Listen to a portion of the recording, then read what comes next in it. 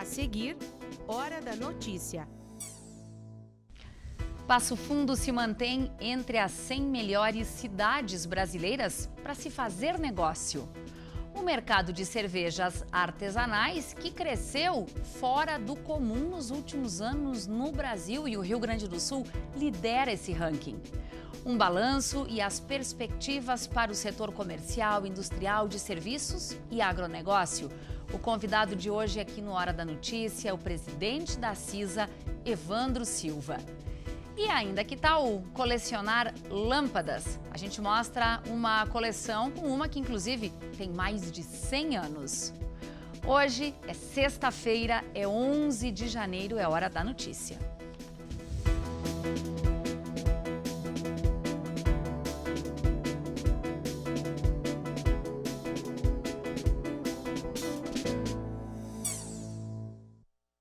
O mercado de cervejas artesanais no Brasil cresceu acima do comum nos últimos anos.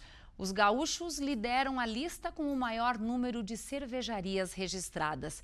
E agora uma oportunidade de qualificação para o setor vai ser oferecida aqui pela UPF. Conheça mais sobre o encanto dessa produção artesanal na reportagem que foi feita na primeira cervejaria artesanal de Passo Fundo. O Rômulo, em 2010, já tinha feito alguns experimentos com cerveja artesanal. Eu já fazia cerveja artesanal em casa, tinha feito algumas que não deram certo. Na época, ele trabalhava com eletrônica, mas foi a partir de uma viagem para a Alemanha que a cerveja artesanal passou a fazer parte da vida dele com paixão e profissionalismo. Muito bem recebido pelo hotel, era um hotel familiar. E eu disse, cara, estamos na Alemanha, me oferece uma cerveja. Ele disse, nós temos uma cerveja que só vai tomar aqui. Eu, é essa. E ele me deu a Gose Beer. Na época tinha quase nada de cerveja artesanal no mercado, tinha dado Beer, que vendia muito. O mestre cervejeiro mergulhou fundo no conhecimento. Uma formação que, segundo ele, foi acontecendo aos poucos. Hoje, com um número expressivo de cursos no currículo, aprimorou a teoria e aprofundou o conhecimento sobre a arte que existe na produção das cervejas especiais. Por mais que a gente diga cerveja artesanal, a gente tem um registro oficial da indústria, né?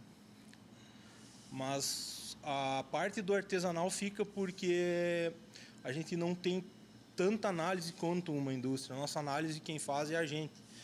Desde o momento que recebe o malte, que mistura o malte A com o malte B, com o lúpulo C, com o fermento D, para escolher como é que vai ser essa receita. É quase que nem fazer um pão caseiro e um pão industrial. Tem essa diferença que é a preocupação com o teu lote, né?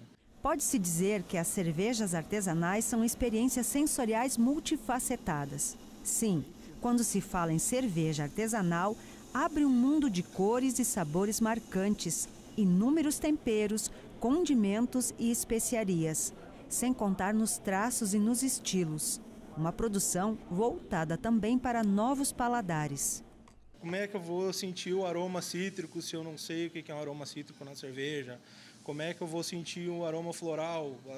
Tu bota uma pessoa numa cerveja alemã bem sutil, tem um floral nela. Cara, a pessoa se não está treinada a entender o que é o floral, de tão sutil que é, tu não vai saber. Então, tu tem que ir desenvolvendo. É uma habilidade que tu vai desenvolvendo. Isso é a arte do artesanal, né? É tu se capacitar, teus sensores, os teus requisitos técnicos e tentar casar isso com um laboratório, né? Para teu controle de qualidade ser tanto físico-químico quanto sensorial. Água, malte, lúpulo e levedura são a base de origem das diferentes cervejas artesanais. Pode parecer simples, mas as variações e combinações são inúmeras. O atrativo também de aliar o conhecimento, tudo que tem numa cerveja, os diferentes componentes, princípios ativos. É para compreender um pouco mais sobre a arte das cervejas especiais e como essa mistura dá origem às diferentes possibilidades que a Universidade de Passo Fundo se volta para quem tem interesse neste mercado. Mas que eu possa saber que sabor, que aroma, né, que odor característico que eu quero, né, que amargor eu quero específico para essa cerveja. Então, a Universidade de Passo Fundo, ela quer aliar esse conhecimento técnico, né, que são discutidos nos vários cursos de graduação, principalmente no que se trata dos processos fermentativos, análises sensoriais, microbiologia, bioquímica e química das reações. E também, né, salientar que temos um parque tecnológico, né, em que as empresas podem ser incubadas e que queremos estimular, né, e queremos auxiliar quem tiver interesse em começar a produzir a sua cerveja, em conhecer um pouco mais sobre a produção de cerveja, aliar a questão de degustar uma cerveja artesanal e harmonizar ela com a culinária específica. O mercado cervejeiro no Brasil cresceu acima do comum. Na última pesquisa de 2017, o Ministério da Agricultura, Pecuária e Abastecimento registrou um aumento de menos de 100 para 679 cervejarias no período de 7 anos. E de acordo com a Associação Brasileira da Cerveja Artesanal, os gaúchos lideram a lista com maior número de cervejarias registradas. O Rio Grande do Sul vem seguido por São Paulo, Minas Gerais, Santa Catarina, Paraná e Rio de Janeiro. Passo Fundo a gente tem 5 cervejarias. Depois de agregar bastante conhecimento sobre o assunto, o Rômulo define a cerveja artesanal assim.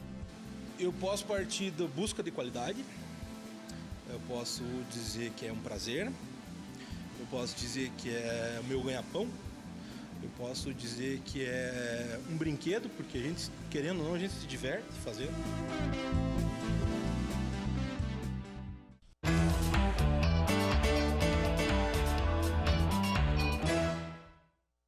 E agora a gente tem as informações sobre uma pesquisa que coloca Passo Fundo no cenário dos negócios. Zumara, que pesquisa é essa? Olha, uma boa notícia, Thaís. Passo Fundo se mantém entre as 100 melhores cidades brasileiras para se fazer negócio, embora tenha perdido aí 12 posições de um ano para o outro. O município ocupava a 30ª posição no indicador em 2017 e passou para a 42ª em 2018. O índice de qualidade mercadológica é medido pela Urban Systems, a pedido da revista Exame. No estado, Passo Fundo é a 5ª melhor cidade para se fazer negócio, atrás de Porto Alegre, Santa Cruz do Sul, Bento Gonçalves e Erechim, que ganhou, aliás, posições de um ano para o outro. Polo de educação e com economia diversificada, o único indicador em que Passo Fundo subiu foi o de capital humano.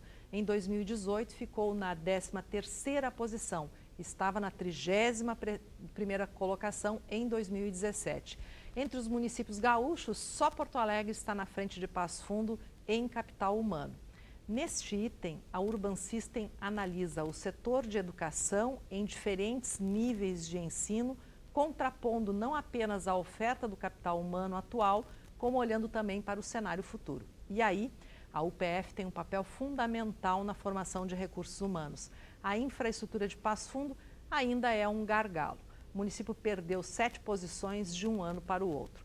Mas, de um modo geral, Thaís, considerando a pesquisa feita com 350 municípios e também considerando que o Brasil tem mais de 5.500 municípios, Passo Fundo se posiciona como uma cidade emergente no mundo dos negócios e isso é uma bela notícia. Zumara, ainda sobre o aspecto da educação, você falava hoje cedo na Rádio UPF, uma recente pesquisa que confirma aquilo que muita gente já sabe. Quanto mais se estuda, mais se ganha. Obrigada, um bom fim de semana para você. Para você também, obrigada.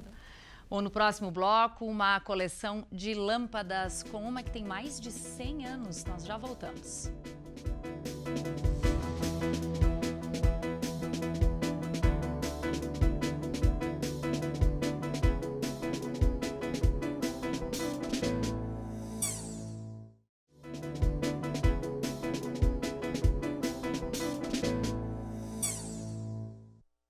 A UPF vai oferecer 479 bolsas por meio do ProUni para o próximo semestre. São 164 integrais, ou seja, 100%, para quem tem renda familiar mensal de até um salário mínimo e meio, e 315 bolsas parciais para quem tem renda familiar mensal menor do que 3 salários mínimos. As inscrições podem ser realizadas a partir de 29 de janeiro, então é bom ir se organizando porque o prazo só vai até 1º de fevereiro através do site que aparece aí na tela.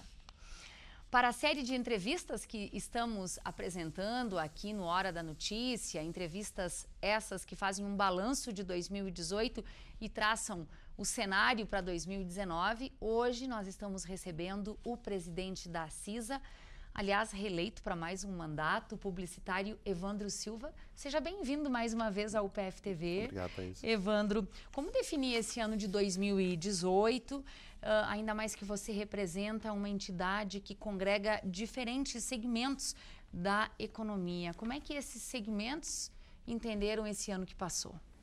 Eu te diria que se resumisse a CISA em uma palavra em 2018, seria a palavra posicionamento. Nós nos posicionamos como uma entidade política, apartidária.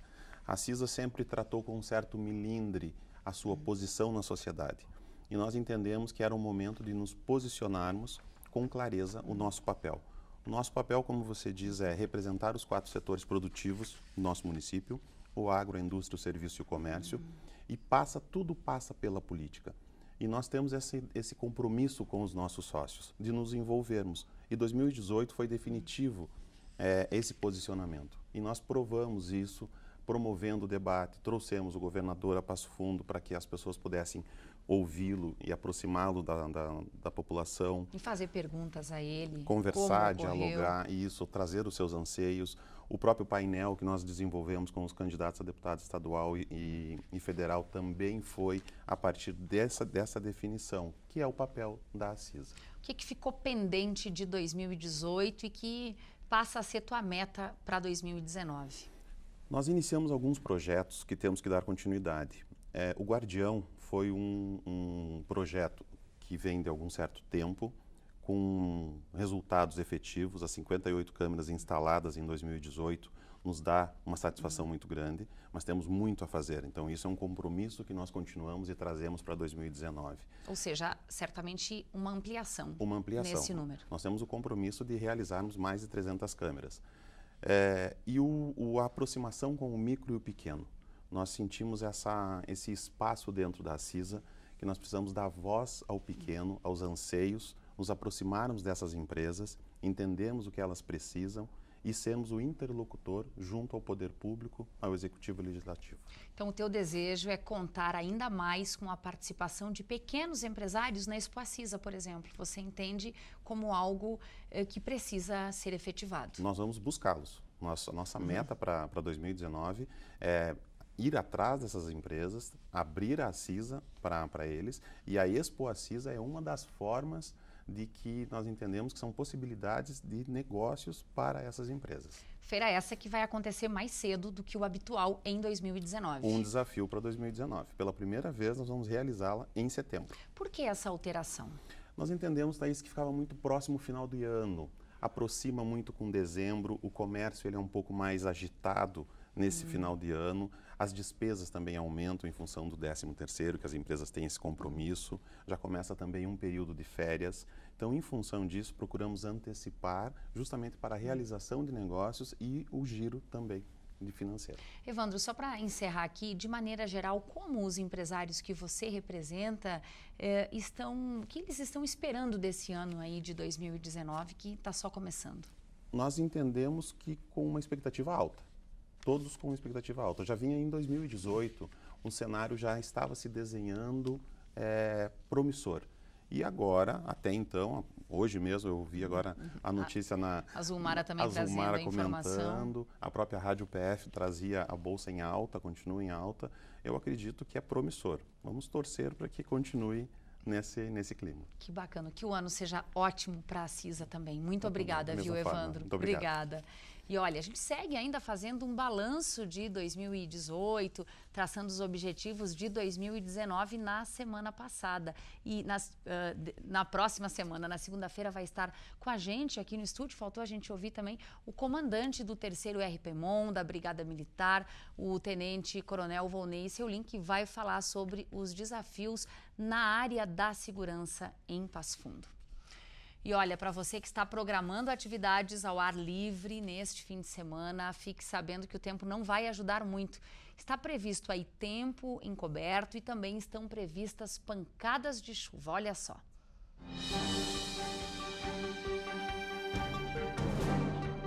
O sábado será de sol com muitas nuvens, pancadas de chuva à tarde e à noite, mínima 21 e máxima 30 graus. Domingo também será de sol e aumento de nuvens pela manhã, com pancadas de chuva à tarde e à noite, mínima 20 e máxima 30 graus. Olha, nos últimos dias a gente vem acompanhando aí coleções de carrinhos, de dinheiro antigo. Hoje a gente traz uma coleção que não é muito comum por aí, a de lâmpadas. Tem uma, inclusive, que tem mais de 100 anos. Reveja essa reportagem. Elas até podem passar despercebidas, mas fazem uma diferença enorme na nossa vida. Por isso, não é de espantar que tenha conquistado alguns admiradores por aí.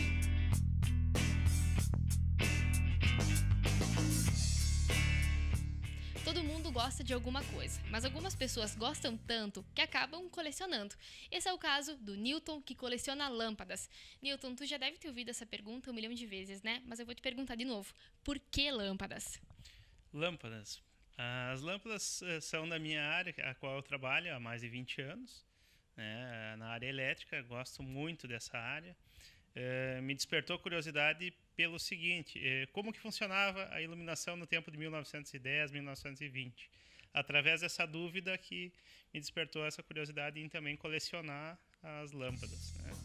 Isso mesmo, o Newton coleciona lâmpadas, mas já vou adiantando que não é qualquer uma não. São lâmpadas muito antigas, preferencialmente as que deram início ao consumo de luz elétrica no mundo.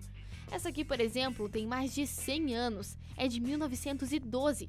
Se a gente considerar que a primeira lâmpada a funcionar no mundo foi acesa em 21 de outubro de 1879, dá pra ver que esse é um dos primeiros modelos, uma verdadeira relíquia. É uma lâmpada de filamento de carbono, uma lâmpada rara, ela veio até dos Estados Unidos também, com a embalagem original dela, né? Então na embalagem tem a data, né, de 1912, tem o fabricante, que era General Electric, na época era General Electric Mazda, né? GEM eles chamavam, né? General Electric Mazda. E é uma lâmpada de filamento de carbono, então de baixa potência, ela é 30 velas. Antigamente não se media por watts, né? Era por potência em velas, né? E é uma das mais antigas da coleção, né? Essa empresa, General Electric, foi fundada pelo próprio Thomas Edison, um dos principais criadores e difusores da popularização da luz elétrica. E foi dessa mesma empresa que o Newton ganhou uma honraria. Eles descobriram a coleção e reconheceram ele como dono da maior coleção de lâmpadas do país. Hoje ele tem mais de 60 lâmpadas raras, nenhuma réplica e o mais impressionante, nenhuma queimada. Todas funcionam. E para isso acontecer, são muito bem cuidadas, claro, o que envolve muito teste e principalmente uma boa limpeza. Para fazer limpeza, em torno assim de... Você leva um dia inteiro hoje para fazer limpeza, porque você tem que tirar de uma por uma, limpar com um produto próprio, né, para não agredir a descrição, a marcação, onde que tem a potência, o fabricante dela. Então não é você pegar um álcool, qualquer produto que você vai passar ali, que você vai acabar danificando aquilo ali também, né? Não é só o vidro que precisa ser limpo. Então, para não danificar, tem que ter um cuidado. E também o cuidado para não quebrar, né? E para a lâmpada fazer parte da coleção, muita coisa importa. O primeiro fator é a sua idade. Ele procura saber a época em que elas foram fabricadas e utilizadas. O segundo fator é que se realmente ela é uma lâmpada feita de tungstênio, de filamento tungstênio ou carbono, e o terceiro fator seria o tamanho, né? E geralmente lâmpadas antigas, elas têm o formato e o tamanho diferente das lâmpadas da atualidade. O acervo tem lâmpadas que foram usadas em várias ocasiões diferentes. Algumas eram de aparelhos da medicina, outras do cinema. Já essa aqui era usada na iluminação pública de alguma cidade do estado de Michigan, nos Estados Unidos. É uma lâmpada de 1.500 watts, incandescente, filamento de tungstênio, né? E aqui tem até algumas descrições de onde que ela veio, é Michigan, né? Estados Unidos, e fabricante ali, né? Não se fabrica mais igual a essas hoje? Não. Essas lâmpadas aqui são lâmpadas que pararam de ser fabricadas, né? Em 1950, 1970 ali, parou a fabricação desse tipo de material aqui. Agora já deu para entender o porquê do Newton gostar tanto de lâmpadas. É que elas também contam um pouquinho da nossa história. E quando pergunto para ele se vale a pena...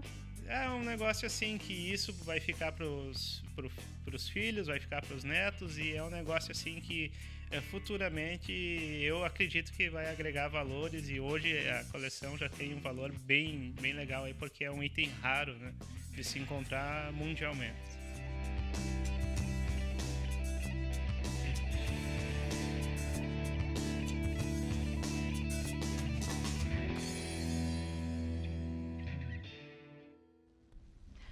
Essas foram as informações de hoje. As nossas principais notícias estão no programa A Semana, agora em novo horário. É hoje às 11 horas da noite, amanhã e domingo às 7 da noite. O Hora da Notícia volta na segunda-feira, sempre ao 12h30 ao vivo. Um ótimo fim de semana.